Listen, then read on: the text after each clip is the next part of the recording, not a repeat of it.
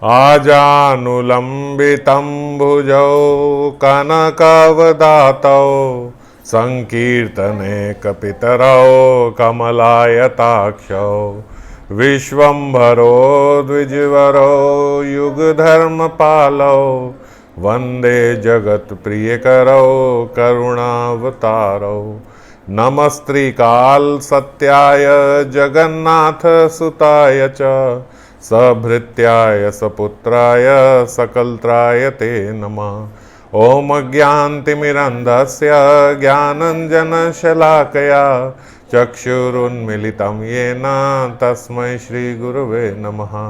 श्रीगौरांग नित्यानंद श्री अद्वैत चंद्र गदाधर श्रीवासादि गौरभक्त वृंदा वाञ्छाकल्पतरुभ्यश्च कृपा सिन्धुभ्येव च पतितानां पावनेभ्यो वैष्णवेभ्यो नमो नमः। हरे कृष्णा कृष्णा कृष्णा हरे हरे हरे राम राम राम हरे हरे।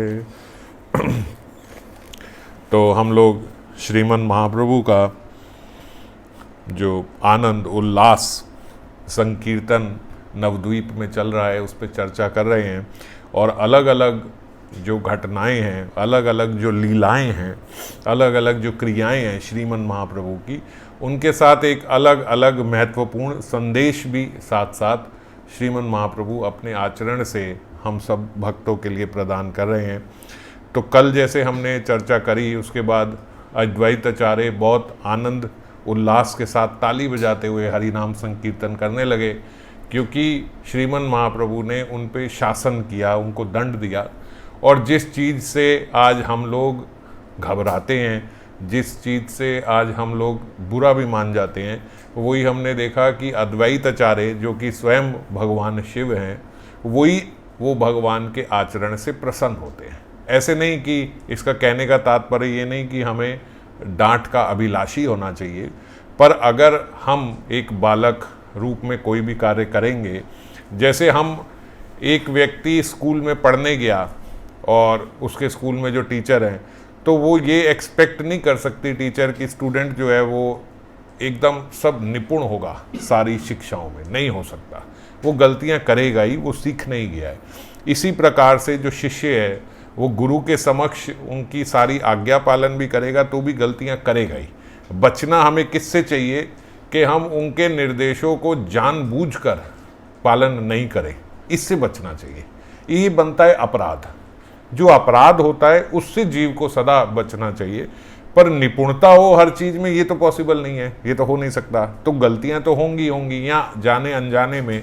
जैसे कल हमने फिर चर्चा करी, उस राजा के उदाहरण से भी हमने देखा कि उन्होंने गलती से अपने एक मित्र मंडली के साथ बैठे प्रसाद बाएं हाथ से ले लिया, या अद्वैताचार्य ने हंसी हंसी में, अब क्योंकि श्रीमन महाप्रभु जब सबके साथ रहते तो कोई भगवान की तरह तो नहीं रहते थे, जब सबके साथ रहते थे तो एकदम मित्रवत संवाद होता था। तो कई बारी उस मित्रवत में ज़्यादा बोल गए, या ज़्यादा हमने देखा ही नहीं सामने वाले का क्या उस समय मूड है, हम बोल गए, कुछ भी कर गए।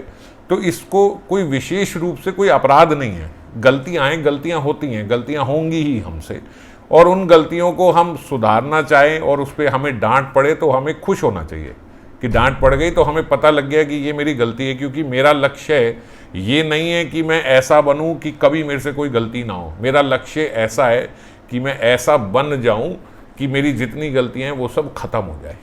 तो अगर मेरा लक्ष्य ये है कि मेरी गलतियां खत्म हो जाएं, तो फिर डांट तो हमारे लिए सहयोगी है, होनी चाहिए। तो इसीलिए अद्वैताचार्य भी बड़े प्रसन्न हुए जब उनको डांट पड़ी। तो अब श्रीमन महाप्रभु ने उनके साथ नृत्य करते हुए शुक्लांबर ब्रह्मचारी को देखा, और शुक्लांबर ब्रह्मचारी को देख के श्रीमन महाप्रभु के हृदय में बड़ा प्रेम उनके प्रति फूटा, और उन्होंने शुक्लांबर ब्रह्मचारी को देख के कहते श्रीमन महाप्रभु की आंखों में नृत्य करते करते प्रेम से अश्रु आ गए। शुक्लांबर ब्रह्मचारी श्रीमन महाप्रभु के बड़े प्रिय भक्त हैं। हमने पहले भी चर्चा करी थी, जब महाप्रभु ने इन्हें ऐसे ही बुला के प्रेम दान कर दिया था जब श्रीमन महाप्रभु आए थे गया से। तो ये एकदम भिक्षुक रूप में रहते थे। रूप में क्या रहते थे? भिक्षुक ही थे, ऐसा माने कि ये भिक्षुक ही थे। ये भिक्षा मांग के अपना जीवन व्यतीत किया करते थे और इनका जो वास्तविक स्वरूप है वो लोग जानते नहीं थे, क्योंकि कोई बहुत बड़ा समृद्ध व्यक्ति हो तो लोग थोड़ा ज़्यादा जानने के इच्छुक भी होते हैं और जानते भी हैं। ऊपर को कर दो। और जब कोई इस प्रकार से कोई भिक्षुक वृत्ति का होता है तो लोगों की रुचि भी नहीं होती उसके बारे में जानने की। हम लोगों की रुचि उसी के बारे में जानने की है जो थोड़ा बड़ा व्यक्ति है। तो जो भिक्षुक रूप में, और साधारणतः हम देखते हैं कि भगवान श्री कृष्ण के जो भक्त हैं वो जान के लो प्रोफाइल ही रहते हैं। वो जान के लो प्रोफाइल रहते हैं क्योंकि उनकी इसमें रुचि नहीं है कि लोग मेरी वार्ता करें, मेरी चर्चा करें, मेरे बारे में जाने। जो सच्चा वैष्णव है वो यही चाहता है कि जब भी कोई मिले या हम किसी से मिले या किसी की भी वार्ता हो तो वो कृष्ण की हो और भक्तों का गुणगान हो, कृष्ण का गुणगान हो, उनकी लीलाओं का गुणगान हो। ऐसा ना हो किसी सभा में हम गए तो बस हमारी ही चर्चा हो रही है, हमारा गुणगान हो रहा है, लोग हमें ही देख रहे हैं और हम ही एक सेंटर ऑफ अट्रैक्शन है। ऐसा कोई वैष्णव चाहता नहीं। तो ये भिक्षुक प्रवृत्ति से रहते थे और बोलते थे एकदम दरिद्रता की सीमा थे, भिक्षा करके ही अपना सारा जीवन निर्वाह किया करते थे और कृष्ण आनंद की प्रसन्नता में कभी इनको अपनी दरिद्रता का अनुभव नहीं होता था। ये भी हमने अभी पीछे चर्चा करी थी कि भक्तों के जीवन में जो विपत्ति आती है वो विपत्ति बाहर से दूसरों को तो दिखती है कि विपत्ति है, पर वो विपत्ति असल में कभी वैष्णव अपने लिए फील नहीं कर पाता, क्योंकि इतना कृष्ण आनंद भीतर है कि बाहर से जो शरीर की विपत्ति है वो शरीर की विपत्ति कब आई कब चली गई उसको पता ही नहीं। हम बाहर से किसी तीसरे व्यक्ति को देखे तो देखे लगता है बेचारे के साथ ऐसा हुआ वैसा हुआ, लेकिन एक वैष्णव इतने आनंद में भीतर से है कि बाहर क्या हो रहा है वो उसको पता नहीं लगता। जैसे उदाहरण था, हमने कई बार चर्चा करी है कि हम घर में बैठे हैं, अकेले बैठे हैं, गर्दन दर्द हो गई, सिर दर्द हो गया तो ज़्यादा फील होता है, और वही जब हम मित्र मंडली के साथ हैं, सब खेल रहे हैं, हंस रहे हैं, बोल रहे हैं, तो वही सिर दर्द ऐसे आया ऐसे चला गया, पता ही नहीं लगा। क्यों? क्योंकि भीतर उस समय काफ़ी उल्लास और आनंद था सबके बीच में। तो ऐसे ही जब कृष्ण आनंद भीतर आ जाता है तो उस आनंद की इस आनंद से तो कोई तुलना ही नहीं है, ये तो एक बूंद भी नहीं है, वो सागर है। तो जब वो आनंद भीतर आ गया तो ये सब ऊपर की कितनी विपत्तियां विपदाएं आई सब जीव को पता ही नहीं लगती। तो जो श्रीमन महाप्रभु के कृपा पात्र शुक्लांबर ब्रह्मचारी हैं, बोलते इन्हें कोई ठीक प्रकार से पहचानता जानता नहीं था कि ये कितने के हृदय में कितना प्रेम भरा है, और इनका जीवन ऐसा ही था कि रोज भिक्षा करके चावल लाते, बस इतना ही कि जितना रोज थोड़ा सा अपने निर्वाह के लिए चल जाए।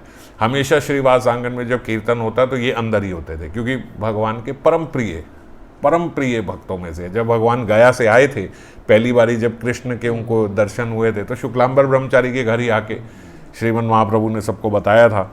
तो ये बोलते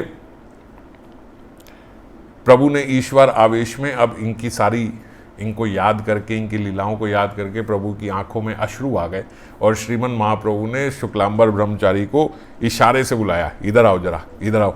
और वो इधर आए तो बोलते तुम्हें मालूम है, अब सब लोग थोड़ा उस समय संकीर्तन में थोड़ा क्वाइट हो गए। अब ऐसा होता है ना कि एकदम संकीर्तन चल रहा है और बीच में ही एक व्यक्ति रोने लगे, और वो भी श्रीमन महाप्रभु रोने लगे और रो के बुलाएं एक व्यक्ति को, इधर आओ। तो सब लोग थोड़ा शांत हो गए, क्या हो गया भाई, अचानक से शुक्लांबर ब्रह्मचारी को बुलाया और प्रभु की आंखों में अश्रु है। तो दो बातें होती हैं, डर भी लगता है कि कोई इनसे अपराध तो नहीं हो गया जिसके कारण प्रभु को भी रोना आ गया, और ऐसे इनको बीच में बुलाया। तो बुला के प्रभु ने उनको बोला, जानते हो तुम मेरे आज के नहीं, जन्मों जन्मों के तुम मेरे भक्त हो, कोई अभी के तुम मेरे भक्त हो, बहुत पुराने तुम मेरे भक्त हो। शुक्लांबर ब्रह्मचारी क्योंकि स्वभाव से ही ऐसा कभी नहीं चाहते थे कि मेरे बारे में भगवान श्रीमन महाप्रभु सबके सामने बोले, तो बोलते नहीं प्रभु, ना मुझे ऐसा कुछ याद है और ना मेरी ऐसी मेरा कोई गुण है, ना मेरे अंदर ऐसा कुछ कि मैं आपका जन्मों जन्मों का दास कहलाऊं। हाँ, दास बन जाऊं, ऐसा आप मुझे आशीर्वाद दो, ऐसी आप मेरे पे कृपा करो। ये कह के बोलते भूल गए क्या, जब तुम आए थे तो रुक्मणी जी ने मुझे रोक लिया था, वरना मैं तो आपके सारे चावल खा जाता। कौन थे वो? सुदामा। हाँ, तो सुदामा जी जो हैं वही शुक्लांबर ब्रह्मचारी है। तो बोलते रुक्मणी जी ने रोक लिया था, नहीं तो मैं तो आपके सारे। अब रुक्मणी जी ने क्यों रोक लिया जानते हो? अब भगवान ने सोचा कि सुदामा को हम क्या दे सकते हैं। सुदामा जी भगवान कृष्ण के लिए कुछ नहीं था, तो उनकी बीवी ने पड़ोस से थोड़ा सा चिड़वा मांग के उनको दे दिया था, क्योंकि सुदामा जी ने कहा भाई मैं अपने मित्र के घर जा रहा हूँ, खाली हाथ तो नहीं जाऊँगा, कुछ तो लेके जाऊँगा, सदाचार है, शिष्टाचार है, ऐसे थोड़ी खाली हाथ पहुँच जाऊँगा। तो खाली हाथ ना जाने के लिए, कुछ भेंट करने के लिए वो थोड़ा सा चिड़वा अपनी पोटली में डाल के कांख में दबाए आ गए।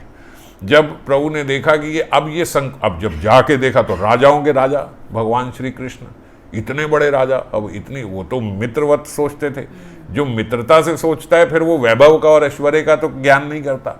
तो उसने देखा ये इतने बड़े राजा, अब जब देखा राजा हैं तो और पोटली कस के दबा ली कि भाई पता न लगे। अब ऐसी जगह हम सोचते हैं ना हम क्या ही दें, इससे तो ना ही दें तो अच्छा है, देते तो और बुरे लगेंगे, इससे तो चलो कुछ नहीं लाए, ऐसे ही रहते। तो भगवान उन्होंने देख लिया कि भाई ये है, उन्होंने छीन के वो खाना चाहा।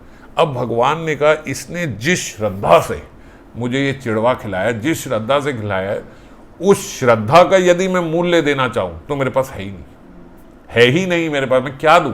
क्योंकि भगवान ये नहीं देखते कि पदार्थ क्या है, वो देखते हैं उसके पीछे प्रेम और श्रद्धा कितनी है। अब जिस श्रद्धा से वो लेके आए थे, उस श्रद्धा के बदला अगर रेसिप्रोकेट करना चाहें तो क्या करें, तो हद से हद क्या कर सकते थे, तो बोलते उतना तो पूरा नहीं दे सकते थे। जैसे गोपियों को भी भगवान कृष्ण ने कई बारी बोला कि गोपियों तुम्हारी स्थिति मेरे से भी ऊंची है, आपसे ऊंची कैसे हो सकती है। बोले आप अनन्यता केवल मेरे से प्रेम करते हो, मेरा प्रेम तो आपसे भी है, आपसे भी है, आपसे भी है, यहाँ जितनी गोपियां हैं मेरा प्रेम तो सबसे है, पर आपका केवल एक से है। तो इसलिए जो आपका प्रेम है वो मेरे प्रेम के बजाय बहुत ज़्यादा है, उसके कंपैरेटिवली बहुत ऊपर है आपका प्रेम। ऐसे ही उन्होंने देखा कि इनकी इतनी श्रद्धा, अब इतनी श्रद्धा तो कैसे रेसिप्रोकेट किया जाए, क्या किया जाए। तो बोलते जैसे ही एक खाया तो एक लोक का पूरा राज्य उनको दे दिया, दूसरा खाया तो दूसरी दिशा का पूरा उनको दे दिया, तीसरा खाया तो रुक्मिणी जी ने हाथ पकड़ लिया, भाई क्या करोगे, पूरे तो तीनों लोकों के राज्य दे दोगे क्या, एक लोक का दे दिया, दूसरे लोक का दे दिया, ये तीसरा भी इनको दे दोगे, महाराज ये भगवान बन जाएंगे, तुम आ जाओगे इनकी जगह पे। तो रुक्मिणी जी ने ऐसे पकड़ के उनका हाथ पकड़ लिया। तो आज वही घटना श्रीमन महाप्रभु याद कर रहे हैं, बोल रहे हैं मैं आपसे जब ले रहा था, याद है रुक्मिणी जी ने रोक लिया था। अब शुक्लांबर ब्रह्मचारी को तो ना याद है कि भाई मैं सुदामा हूँ और ये सब, तो और अब भगवान तो अपने भगवत आवेश में बोल रहे हैं। शुक्लांबर ब्रह्मचारी ने बोला प्रभु मेरे को क्षमा करो, मुझे ये सब कुछ समझ में नहीं आती। और इतने में ही बोलते उनके थैला, वो हमेशा एक थैला टांगे रखते थे, हमेशा। शुक्लांबर ब्रह्मचारी की यही पहचान है, आपको कभी देखना हो कहाँ है शुक्लांबर ब्रह्मचारी, थैला टांग के घूम रहे होंगे। तो शुक्लांबर ब्रह्मचारी के थैले में ही उनकी भिक्षा के थोड़े से चावल लगते थे। वो बस ऐसे ही जल्दी से, जैसे हमारा काम करना होता है ना, फटाफट से गए, 10-12 घरों में गए, थोड़े से चावल मिलते थे। और लोग भी जो एकदम निम्न कैटेगरी का भिखारी है उसको कैसे दिए जाते, गंदे टूटे चावल जो भी होते थे लोग मुट्ठी भर के देते, और वो उससे अति संतोष पाते थे कि चलो बस काम हो गया, अब शरीर निर्वाह के लिए मिल गया, बस हो गया। और गए किसी तरीके से, जो वो चावल, टूटे हुए चावल, मतलब एक तो टूटे हुए चावल और उसके बीच में बहुत सारे कंकड़, वो उन्होंने अपनी झोली में डाले, बस हो गया। अब रात को जाके वही कृष्ण को अर्पण करते बना के और खुद पा लेते। तो वो उनकी झोली में पड़े हुए थे। श्रीमन महाप्रभु ने उनकी झोली से वो चावल निकाले और वो खाने लगे। ओहो शुक्लांबर ब्रह्मचारी, प्रभु ये क्या कर रहे हो, ये क्या, ये कोई आपके खाने लायक चावल थोड़ी है, अरे कितने छोटे छोटे कण कंकड़ हैं उसमें, आपको लग जाएगी। ये कहते कहते लोटपोट हो गए और प्रभु खाए जा रहे। बोले प्रभु मेरा सर्वनाश कर दिया आपने, कहाँ इतनी बड़ी बड़ी बातें कर रहे थे और कहाँ आपने मेरा तो सर्वनाश हो गया, मैं आपको ये खिला रहा हूँ, मेरे द्वारा आप ये ले रहे हो। प्रभु ने उनको बोला देखो शुक्लांबर, आप जो हो जब भिक्षा मांगने जाते हो, मैं तब आपके साथ सदा भिक्षा मांगने जाता हूँ। क्यों? क्योंकि मैं आपके हृदय में रहता हूँ। जब आप रोज ये खाते हो तो मैं आपके साथ खाता हूँ, आपके मुख से ही खाता हूँ। तो इसीलिए आज इतना भेदभाव ना समझो कि आज खा लिया, रोज खाता हूँ। और तुम 10-10, 12-12 घर जाते हो और ये छोटे से इतने से बस चावल लेके आते हो। अरे तुम चाहो तो रोज मेरे साथ प्रसाद पा सकते हो, पर तुम वो ना करके हमेशा तुमने अपना सर्वस्व मुझे दे के बस एक ये भिक्षु का जीवन ही अपने लिए रखा जन्मों जन्मों से। तो इसलिए ये मत सोचो कि मैं अभी खा रहा हूँ, मैं तो हमेशा तुम्हारे साथ, तुम्हारे भीतर भी हूँ। और जो प्रेमा भक्ति मैं यहाँ देने के लिए आया हूँ उसके सर्वप्रथम अधिकारी तुम हो, इसलिए मैंने तुम्हें वो प्रेमा भक्ति प्रदान करी। बोलते जब ये सुना तो पूरे जो श्रीवास आंगन है उसमें सब हरि बोल करके सबकी आंखों में आश्रु आ गए कि ये शुक्लांबर ब्रह्मचारी को तो सरलता से देखो, बोल रहे भगवान सर्वप्रथम आप हो जिसको मैं वो प्रेम देने आया हूँ। और इस मर्म को वृंदावन दास ठाकुर जी बोलते हैं, इस मर्म को विरले लोग ही जान सकते हैं, नहीं तो अधिकांश लोग तो जैसे जो साधन भक्ति है उस साधन भक्ति में तो बड़े सारे नियम बताए गए हैं, किस किस प्रकार से भगवान को भोग लगाना चाहिए। अलग अलग मुद्राएं बताई गई हैं कि इन मुद्राओं को करो, यदि वो मुद्राएं नहीं लगेंगी तो भगवान कभी वो भोग पाते नहीं। और भी कितनी सारी विधि विधाएं हैं जो हम लोग भी देखते हैं कि इन विधियों से भगवान को भोग लगाया जाता है, ऐसे लगाया जाए। बोले आज वो कौन सी विधि है जिससे भगवान ये शुक्लांबर ब्रह्मचारी के चावल खा रहे, कहाँ रह गई वो विधि? जो लोग ये सोचते हैं कि विधि से नहीं लगाया, इन्होंने तो ऐसे ही लगा दिया, ये कर दिया, ऐसे कह के कई लोग वैष्णवों के प्रति बड़ा दुखी होते हैं। ये क्या है, इसको तो भोग लगाना नहीं आता है, ये इसने किस विधि से लगा दिया, पता नहीं इनके घर में भोग कैसे लगता है, ये कैसे करता है। जो इस प्रकार से लगते हैं बोलते उनकी बुद्धि नाश समझो, जो इस प्रकार से भक्त सोचते हैं। जत विधि प्रतिषेध सब भक्ति दास, इहते जहार दुख सही बुद्धि नाश। जो इस प्रकार से सोचे, जत विधि प्रतिषेध सब भक्ति दास, ये सारी जो विधि विधान है ये सब भक्ति की दास हैं, भक्ति के दास हैं ये सारे विधि विधान। जो है सर्वोपरि जो है वो भक्ति है। यदि आपके हृदय में भक्ति है, आपके हृदय में प्रेम है, तो एक 5 साल का बच्चा भी भगवान को खिलाएगा तो भगवान खाएंगे, 3 साल का बच्चा भी खिलाएगा खिलाएंगे। और नहीं तो आप कितने बड़े आचार्यों से दीक्षित क्यों ना हो, महापंडित से दीक्षित क्यों ना हो, भगवान ने क्यों ना आके दीक्षा दे दी हो, यदि आपके भीतर प्रेम नहीं है तो आप जो मर्जी मंत्र पढ़ के जैसे मर्जी भगवान को खिलाओ, वो भगवान पाने वाले नहीं है। क्योंकि भक्ति सर्वप्रथम है, बाकी सारी विधाएं उनके नीचे है। इहते जहार दुख से ही बुद्धि नाश। ये देख के अगर किसी को दुख होता है कि ये ठीक विधि से नहीं खिला रहा, ठीक विधि से नहीं भगवान को भोग लगा रहा, तो समझो उसकी बुद्धि जो है वो नाश हो गई है। और देखी मूर्ख दरिद्र जे सुजे नेरे हासे।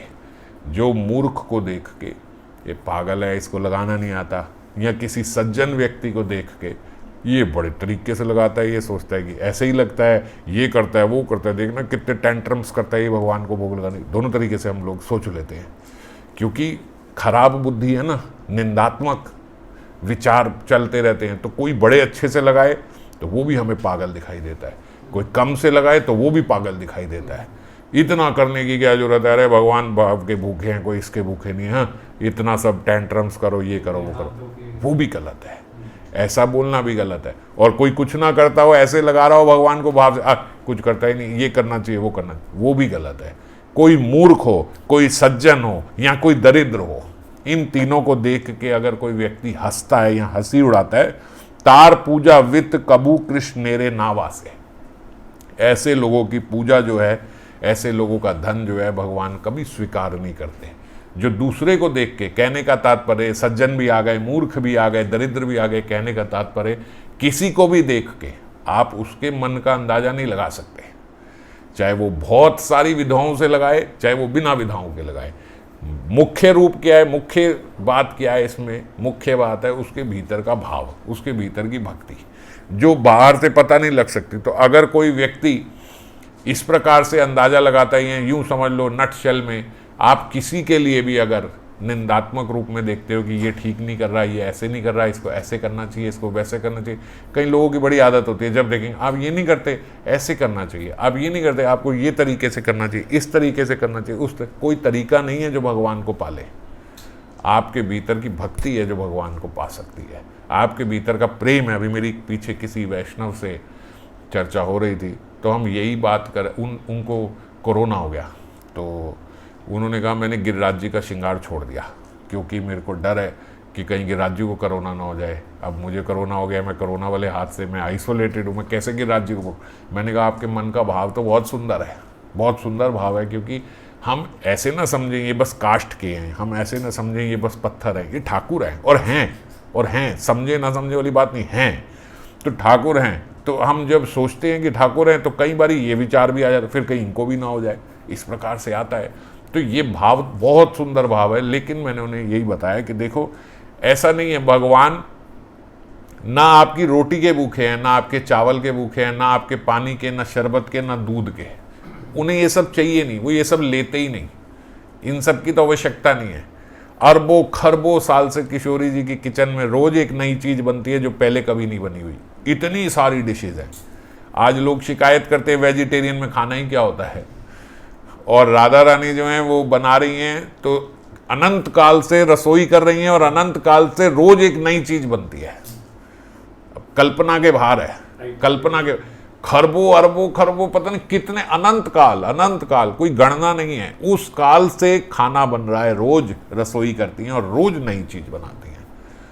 तो ठाकुर वो प्रसाद पा रहे हैं, तो वो भूखे नहीं है आपके राजमा चावल खाने को, आपके कड़ी चावल खाने को, वो नहीं खाते, पर खाते भी हैं। तो क्या खाते हैं? जो आप उनको प्रेम देते हो उस राजमा चावल में, वो उसका पान करते हैं। नहीं तो हम देखें लॉजिकली, तो हम देखें हम तो उतना ही भोग लगाते हैं, उतना ही उठा के ले लेते हैं। बड़े सारे लॉजिशियंस है, कहते हैं जी वेट कर लो, अगर आपको लगता है ठाकुर जी ने एक भी दाना खाया हो। कई लोग भाव प्रेम से कहते हैं अरे ठाकुर जी तो एक दाना भी खा लेते हैं तो बस प्रसाद ही रहता है। बोलते वेट कर लो उतना का उतना। हाँ वेट कर लो, वेट उतना ही आएगा ना। तो भी जो मैंने एक बार ये बताया था, जो एक इंग्रेडिएंट है जो दिखता नहीं है, वो इंग्रेडिएंट है प्रेम, जिसके कारण वो पाते हैं या नहीं पाते हैं। तो वो जो मेन इंग्रेडिएंट है किसी भी चीज में वो प्रेम है। तो ठाकुर जी आपके भीतर का प्रेम पाते हैं। राजमा चावल में आपका प्रेम पा रहे हैं, कड़ी चावल में आपका प्रेम पा रहे हैं, गरम दूध जलेबी दो उसमें भी आपका प्रेम पा रहे हैं। किस प्रेम से वो लगाया गया है, उस प्रेम से वो ग्रहण करते हैं और उस प्रेम को ग्रहण करते हैं। और फिर जब वो प्रेम ग्रहण कर ले तो वो केवल प्रसाद ही नहीं, आप भी प्रसादी हो गए। आपके भीतर से उन्होंने जो प्रेम ग्रहण कर लिया तो आप सारे भी प्रसादी हो गए। ये उनका है। अब क्योंकि कोरोना है, वो मैंने कहा आप श्रृंगार कर रहे हो, कोरोना है, तो कोरोना तो आप कोई प्रेम से उन्हें दे नहीं रहे। आप तो चाहते हो कि उन्हें ना मिले, ये ना हो तो नहीं ग्रहण करेंगे। उन्हें कुछ नहीं चाहिए, उन्हें कुछ नहीं चाहिए, उन्हें आपकी स्वादिष्ट से स्वादिष्ट वस्तु भी नहीं चाहिए। बीमारी तो लग ही नहीं सकती क्योंकि ये वाला देह नहीं है, और स्वादिष्ट से स्वादिष्ट वस्तु भी वो नहीं लेते, केवल उसमें उसका प्रेम लेते हैं। प्रेम से पानी दिया, वो प्रेम के कारण वो ग्रहण किया, वो प्रेम ग्रहण किया। जो प्रेम से दिया वो उसको ग्रहण किया उन्होंने, उस प्रेम को, क्योंकि उनको जो स्वादीय वस्तु उनकी है वो आपका प्रेम है, आपकी भावना है, आपकी श्रद्धा है, आपकी निष्ठा है, ये ग्रहण करते हैं वो। ये बाकी सब चीज़ें नहीं। बाकी सब लीला रूप में अगर कहीं हम देखते भी हैं कि उन्होंने थाली भोग लगाई और भगवान ने पूरी पा ली, तो तब भी ये नहीं कि वो कड़ी चावल उनको बड़े अच्छे लगे। आप हो सकता है वही वाले कड़ी चावल खाओ तो आप देखो अरे इसमें तो नमक ही नहीं है, ये तो ऐसे है। बात उसके स्वाद की नहीं। अगर भगवान कहीं कहीं अपने संतों के साथ ऐसी लीला करते भी हैं तो वो केवल अपने और निजजनों के प्रकाशित करने के लिए, अपने भक्तों को प्रकाशित करने के लिए कि ये मेरा कितना प्रिय निजजन है। उनके भीतर जो श्रद्धा है कई बार भगवान उसको प्रकाशित करने के लिए, गुरु रूप में उनको सामने लाने के लिए उस भक्त के साथ ऐसी लीला कर देते हैं कि इसका पा लिया। हम लोग बड़ी क्षुद्र बुद्धि वाले हैं ना, हम जब देखेंगे इनकी प्लेट से खा लिया, उनके प्रति बड़ी श्रद्धा होगी हमारी, इनकी प्लेट से तो ठाकुर जी खाते हैं। अरे सबके प्रति श्रद्धा होनी चाहिए, जो भोग लगा रहे हैं उन सबके प्रति श्रद्धा होनी चाहिए। इसीलिए यहाँ पे बोला कि देखी मूर्ख दरिद्र या सूजन ए रहा से, जो सज्जन को भी देख के नहीं हंसना, मूर्ख को भी देख के नहीं हंसना, दरिद्र को देख के भी नहीं हंसना। सब जो भोग लगा रहे हैं सब भगवान के अति प्रिय हैं। भगवान जिनको ये मौका दे रहे हैं, जिनके हाथ से स्वीकार कर रहे हैं, जिनको ये अपॉर्चुनिटी मिली है कि आप मुझे भोग लगा सकते हो, आप भगवान के समक्ष थाली रख सकते हो, कितनी बड़ी बात है ये सौभाग्य करोड़ों लोगों में से कुछ चंद लोगों को मिला है कि आप वो थाली ठाकुर जी के समक्ष रख सकते हो। नहीं तो लोग हजार प्रयास कर लें, उनके घर में ऐसा खाना ही नहीं बनता कि आप ठाकुर जी के समक्ष रख सको। रखना तो बहुत दूर की बात है। तो आप रख पा रहे हो, ये बुद्धि आपके भीतर आई, वो भोजन आपके पास आया, वो आप बना पा रहे, आप रख पा रहे, ये भगवान की विशेष कृपा है। समझ गए? तो वो सब प्रिय है। और जिनको भगवान प्रकाशित करना चाहते हैं, जैसे माधवेंद्रपुरी तो कितना बचते थे कि नहीं नहीं नहीं नहीं प्रकाशित नहीं हो नहीं हो नहीं हो, तो यहाँ से भाग के जगन्नाथपुरी तक भी गए, वहाँ भी प्रकाशित हो गया, अरे ये वही हैं जिनकी भगवान ने जिनके लिए खीर चोरी करी थी। तो कई बारी कई लीलाओं से भगवान अपने भक्तों को प्रकाशित करना चाहते हैं, इस कारण से उनके साथ वो लीला होती है। बाकी जो भी प्रेम से जितने भी लोग भगवान को ऑफर करते हैं वो सबका भगवान एक्सेप्ट करते ही हैं। जिस जिसका जितना जितना भाव उससे उतनी उतनी एक्सेप्टेंस होती है भगवान की। तो इस प्रकार से भगवान ने, अब जैसे मैंने बताया कि हर एक से भगवान एक ना एक अपनी लीला से कुछ उपदेश देते हैं, तो इस लीला से भगवान ने ये समझाया कि शुक्लांबर ब्रह्मचारी की लीला से कि हम भगवान को जो भोग लगाएं वो श्रद्धा से लगाएं। भगवान तो सब पाते हैं, कोई विधि विधान के भगवान दास नहीं है। पर हाँ, ऐसा भी नहीं कि विधि विधान करने नहीं चाहिए, करने चाहिए। जो गुरु प्रदत्त विधि विधान है हमें वो विधि विधान करने चाहिए, गुरु प्रदत्त है, हमारे गुरु भी करते थे, हमें भी करने चाहिए। पर उन विधि विधानों को इसीलिए हमें दिया गया है कि हम एक शिष्टाचार में रहें, हम एक डिसिप्लिन में रहें, वो बहुत जरूरी है। अगर उससे नीचे चले जाएंगे तो भाव भी नहीं आएगा, फिर भाव खत्म हो जाएगा। अगर हम ये नहीं करेंगे, भाव उनके अधीन नहीं है पर भाव इससे बनता है, समझ गए। हमें जो शिष्टाचार दिया गया उसको पालन करते करते ही हमारे भीतर भाव आएगा। अगर ये एक शिष्टाचार है कि हम पहले उनको भोग लगाएं फिर खाएं, अब हम कहें अरे ठाकुर जी को क्या सामने जाके भोग लगाने की जरूरत है, ठाकुर जी तो सर्वस्व हैं, तो विग्रह के सामने जाके, गिरिराज जी के सामने जाके लगाने की क्या जरूरत है, जहाँ हम खा रहे हैं वहीं बस ऐसे कर दिया। अच्छा, अब लॉजिक से तो मैं बोलूँ, अच्छा बताओ भगवान कहाँ नहीं है, कहाँ नहीं है, यहाँ है। फिर वो गिरिराज जी क्या जिनको सामने रखना पड़े, वो गिरिराज जी क्या, गिरिराज जी सब जगह ऐसे लगाओ। तो ये अनाचार जब हम करने लगते हैं ना, ये अपराध बुद्धि फिर हमारी बन जाती है। इसीलिए एक डिसिप्लिन के लिए उसका पालन करना जरूरी है।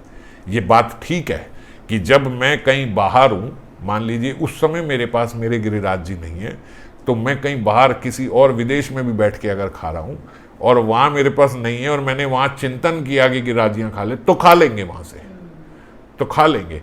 क्योंकि उस समय मैंने बताया ना कि एक गलती होना होता है और एक अपराध करना होता है। मैं यहीं बैठा हूं और दूसरे कमरे में बैठ के खा लूं और कहूं कि राजी यहाँ पे भी है ना, आलस के कारण मैंने, ये अपराध है, ये अपराध है कि वो है नहीं है। और मैं कहीं और बैठ के यही चिंतन करके खा रहा हूं, वो अपराध नहीं, वो तो प्रेम है, वो प्रेम बन गया कि कहीं और भी हूं तो भी उनका चिंतन करके खा रहा हूं। और तो हो सकता है तो वहां वो खाएंगे, हो सकता है नहीं, खाएंगे ही। अगर मैं ऐसा चिंतन कर रहा हूं तो वो प्रसाद बन ही जाएगा। तो इसीलिए मेन इंग्रेडिएंट जो है हमारे भीतर, जो मेन हिडन इंग्रेडिएंट है, जिसके से भगवान स्वीकार करते हैं या जिससे भगवान स्वीकार नहीं करते, वो हमारे भीतर का भाव है, वो हमारे भीतर का प्रेम है। प्रेम और भाव से दी गई चीज़ को, वस्तु को भगवान स्वीकार करेंगे। और प्रेम और भाव से नहीं की गई, नहीं तो हम लोग बड़ी औपचारिकता से फटाफट ऐसे ही करते हैं, जल्दी से खाना बनाया, फटाफट करा, लाए, यहाँ रखा, तुलसी डाली, चले गए दूसरा काम करने, फिर आए, फटाफट गए, आए, बदला, आचमन कराए, फिर चले गए दूसरा काम करने। कैसे पाएंगे भगवान? और कहीं कहीं जगह ऐसे भी देखा कि रखा, दूसरे को बोल दिया यार भोग लगा दो, आप लगा दो, क्या हुआ, अरे मेरे को भी जरा काम है, आप भोग लगा दो, आप भोग लो। वो कहे यार मैं पहले भी मैंने लगाया था, अब भी मैं ही लगाऊं, यार आप लगाओ, यार अब मैं हर वक्त मैं ही भोग लगाऊं, ये करूँ, वो आएगा क्या, यार तुम भोग नहीं। आपस में लड़ाई हो गई भोग लगाने के पीछे, एक जना आके भोग लगा के चला गया। अब सोचो आपके समक्ष, आपके घर भगवान आके बैठे हों, समझो ये भगवान स्वयं आए हैं आपके सामने, वृंदावन छोड़ के, अपना गोवर्धन छोड़ के आपके पास आके बैठे हैं। और वो आपके पास आके बैठे और घर में देखे यहाँ तो लड़ाई झगड़ा हो रहा है कि कौन भोग लगाए, कौन खिलाए, कौन खिलाए, कौन खिलाए। भगवान रुकेंगे? विग्रह रूप में एक बार श्री राजेंद्र प्रसाद जी की मैं कथा सुन रहा था, उन्होंने बोला भगवान सबसे ज्यादा कृपालु विग्रह स्वरूप में होते हैं, सबसे ज्यादा कृपालु। श्रीमन महाप्रभु जो है वो कृपालु, और श्रीमन महाप्रभु गौरनिताई के विग्रह उनसे भी कृपालु है, अतिशय कृपालु। आप ऐसे लड़ाई झगड़ा करोगे ना, गिरिराज जी तब भी बैठे। असल में भगवान आ जाएं अगर, और आप ये सब कर बैठेंगे, एक क्षण ना रुके ऐसे के घर में। अरे भक्त कैसे कैसे उनको खिलाते हैं, किस किस श्रद्धा से, किस किस प्रेम से खिलाते हैं, देखो जरा यहाँ पे कैसे खिला रहे हैं। उनके खा भी रहे हैं तो वो कह रहे हैं मेरा सर्वनाश हो गया, आप ये वाले क्यों खा रहे हो, कंकड़ वाले हैं। और आप भगवान के सामने झगड़ा कर रहे हो कि ये खिलाएगा कि वो खिलाएगा, मैंने पहले भी खिलाया था, मैंने ये भी खिलाया था। साक्षात भगवान हो, हरियो उठ के चले जाएं और अरबों खरबों जन्मों तक कभी तुम्हारे की शक्ल ना देखे, मधाई जैसा हाल हो जाए तुम्हारा। तो जो मधाई के लिए बोल रहे थे भगवान हाल तो बहुत अच्छा हुआ था मधाई का, इनको छोड़ के सबका कल्याण कर दूँ, इनका नहीं करूँ तो मेरे सामने बैठे लड़ाई करते हैं कि इनको कौन खिलाएगा।